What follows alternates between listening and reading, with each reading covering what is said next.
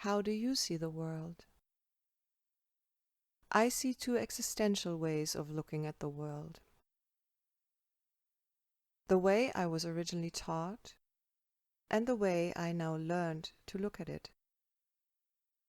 The way I was taught to look at the world was that things happen to me, most of it out of my control. So it was all about reacting to what happens, simply dealing with it. When I stubbed my toe, I stubbed my toe and dealt with the pain. End of story. I had looked at the world through the eyes of matter. Those things that I can experience with my 5 senses. But I've always had a 6th sense. And I came to believe we all have this 6th sense. It's our sense of sensing energy, our intuition. Now I look at the world through the eyes of energy, through the eyes of my intuition. This is the inner truth I found. And it is different than what I was taught life is. Because in this world of energy, absolutely everything has meaning. Because everything is energy materialized into matter. Matter, all the things conceived, yes, conceived, by the 5 senses, have an energy signature to them. This is their meaning. Now I stub my toe and look up the spiritual meaning for it. Then I react accordingly.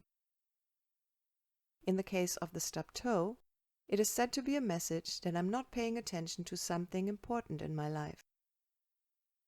I can even go more specific by looking up the toe that I stubbed.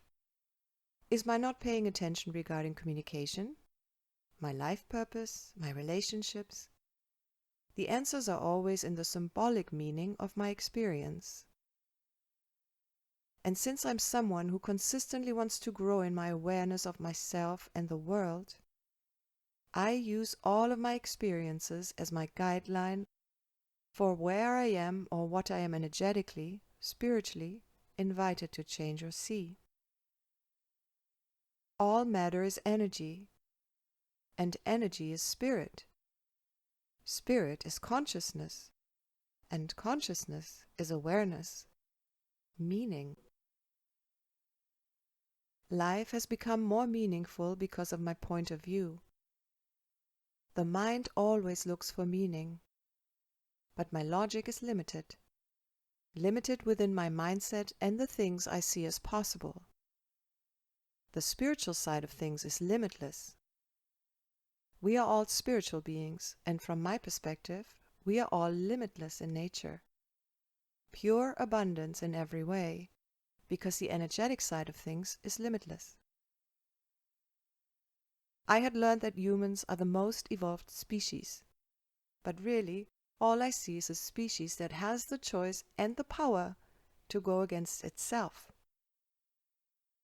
We have been thrown out of balance, and we have practically been raised to go against ourselves. I've written about it in the past. Please look up my posts, Misconceptions and the Sacrifice, and Divinity in the Greatest of All Tales. The imbalance came from the suppression of the energy that represents the feminine energy. The energy within all of us which intuitively connects to nature. The womb or the universe we create for ourselves. I can decide to live in a world of powerlessness, pure reaction to circumstance. Here it is common to complain about my lack or the unfairness of others and the world at large. But my complaining is energy too, and it's an energy which creates, in this case, more of what I don't want.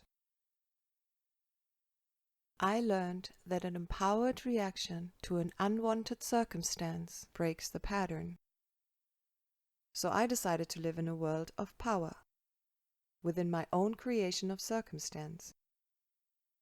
Yes, I make mistakes here, but mistakes only show me what doesn't work. I will keep expanding in my truth of my own creation and my own power.